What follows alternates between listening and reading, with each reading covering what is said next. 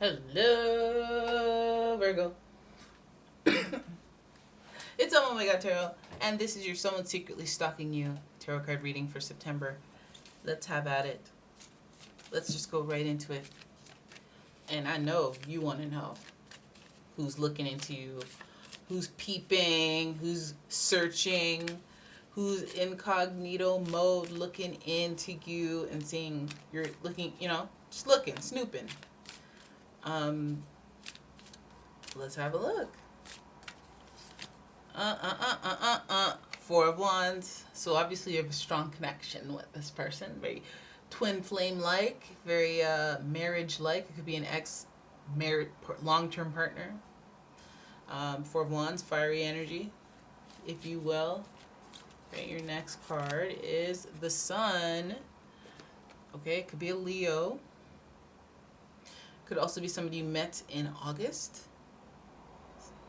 July, August. It's Leo season.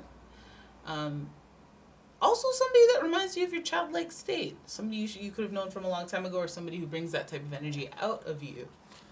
Alright, and finally, Wheel of Fortune. We see the turning of the tides. Okay, so something's a brewing. Something's a brewing. It seems really divinely orchestrated between the Four of Wands and the Wheel of Fortune. It's very, angelically orchestrated. So it's like something that you can't really, I'm not going to say you don't have control, but it's like one of them scroll things, like it was written. Like, this is going to be orchestrated in such a way where this plays out. All right, and the Wheel of Fortune is also, it's a sign or an archetype of luck, expansion, growth, things just changing, things moving along. I know you could go through long periods of just bored times and just be business as usual, but it seems more like an exciting kind of time. This person stalking you, they have had, things are just different now, and the Sun is just making it a little bit more connected to something innocent than something sinister. Wheel of Fortune gives it a little bit more of that positive growth expansion, so optimism, which aligns with the Sun energy as well. And the Four of Wands, it just suggests that home life, somebody connected to your roots, is involved.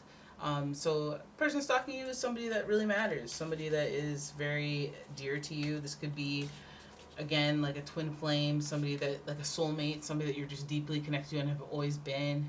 It could be an ex-marriage partner, a long-term partner, just somebody very significant. You could see the partnership in the Sun sign, so there could be a connection to August or July and August. So let's have a look at your spread and see. Let's look more into the stalking. What are they stalking you about? Like, what's going on? How do they feel on the inside about you? What's with the stalking? All right, we're pulling the Star, the Fool in reverse, Temperance in reverse, the Death card in reverse. What's the major arcana? Oh, 10 of Wands. This is a lot of major arcana. It's a lot. Well, Virgo, there are big themes that just needs to come out. Big themes, okay? And the first is the Star, and this is about hope. This is about, balancing your emotions, pouring out rather than just trying to get people to pour in. And doing it in this like majestic way where you have peace, calm, and comfort and faith, and are feeling in a more enlightened place. So it feels like with the stalking, this person's looking to see, they're looking for hope. This card's supposed to represent hope and faith. This person is looking for some synthesis and movement on the emotional front, and I feel like there's an element of eureka, or looking for an aha moment, or looking for a burst of motivation to reach out. The stalker continues on. They're very naive. They don't want to take a leap of faith. They're very, which is interesting next to the Star card. It's like they don't know what they're getting into, so they don't know if they should reach out. They don't know if they should do anything about their looking into you. The Fool is associated with Aquarius, so it just kind of gives a little bit more of that. Oh, that's interesting. Both of them are Aquarius and Uranus. But it gives a lot of that like just kind of networky energy, like friend of a friend, or I heard through the grapevine, or or maybe social media, obviously. But I feel like this person's hesitant to take the leap of faith, whatever that means, and look, because I don't know what outcome they're expecting or hoping for, or what, like, maybe the unknown is what's keeping them kind of in a state of stalking rather than inquiring or reaching out or taking action of some sort, especially if this person's an important person to you. But this Aquarius energy means that I think there's a peculiarness about the situation, but I think there's a mutual, just they're still connected to your network somehow, um, you know, and they're hesitant to take a leap of faith. Now, then we have the Temperance card, which upright would have been healing, reconciliation, movement, moving forward, and that's okay. It's not bad. Especially if that's what you want, especially if this is a twin flame connection. There's always that reconciliation or twin flame reunion. Um, but the Temperance card is in reverse, so we know that it's kind of a drawn out, long awaited thing, and maybe all hope has been lost in. So that's perfect for manifestation right there. But this is also just Sagittarius energy, so there's some element of letting go, and I think once that point is reached, once that point is reached, that doesn't sound right. Ratch. Once that point is ratch. I don't know. Make up words later. But once that's, once we're there, then we can do some healing and reconciliation. But Temperance represents some obsession, like obsessive energy, which in stalking culture, obsession is really kind of goes hand in hand with stalking. It's usually the catalyst for stalking, and so I feel like there is curiosity on their front at the very least. Even though they're hesitant to take a leap of faith, they may not be in a positioning in life to be able to do that, or to be able to go in a direction that they would find worth taking a step. The Star card, again, that sudden change, that Uranus energy that is connected to Aquarius energy, is very surprise filled. So I feel like there's a little bit of like, I don't know if you're surprised by this or if they're surprised by what they find, but they're kind of like, it's like they're obsessed. They're looking into you. They're curious about you. They're wondering about you, but they don't have very much faith in the situation, and they're not willing to take a leap of faith and reach out. We have the Death card here, and I feel like they are not willing to reach out because they really think the situation is dead, done, and gone.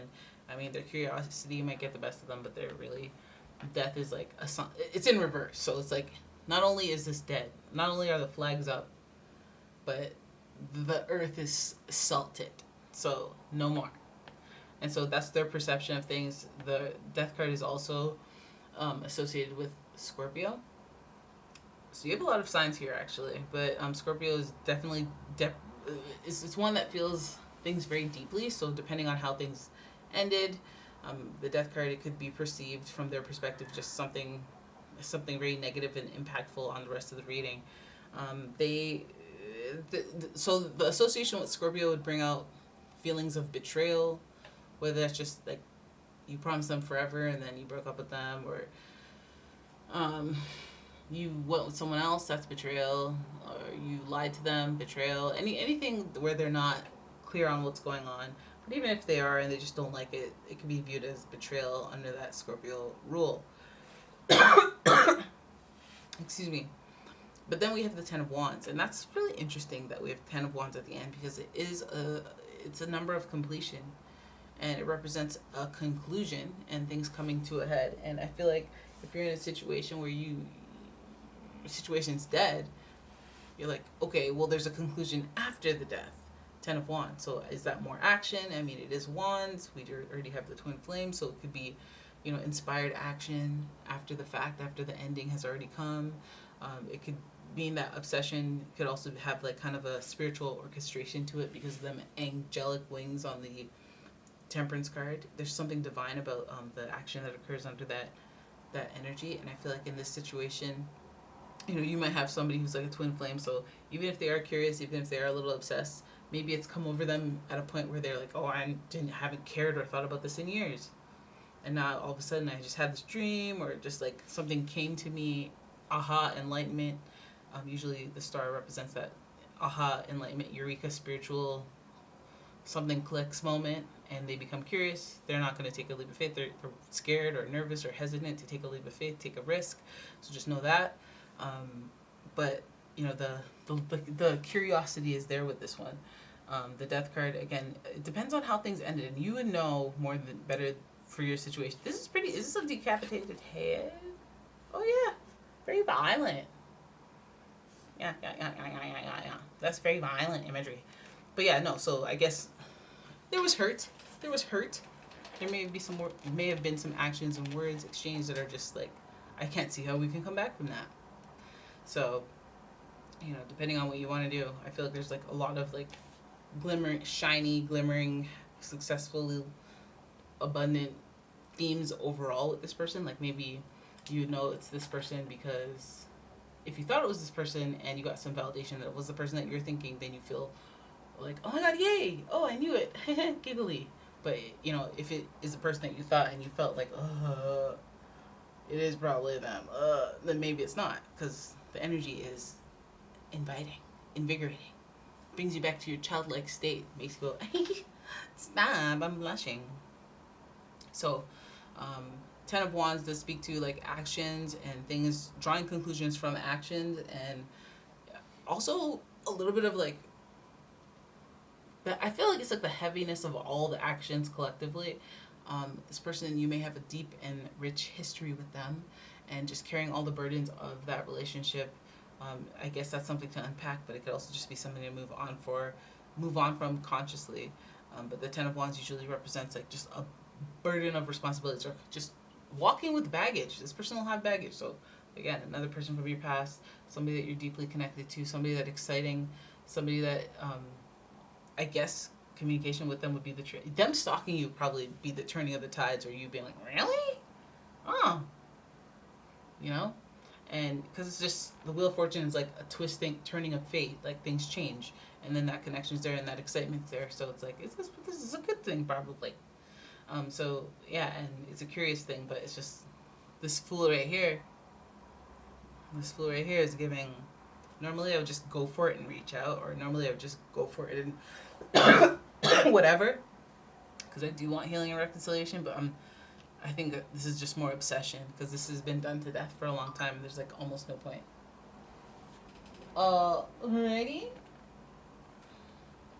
So there it is. That is your reading. I hope you guys enjoyed it. If you did, please give the video a thumbs up and subscribe.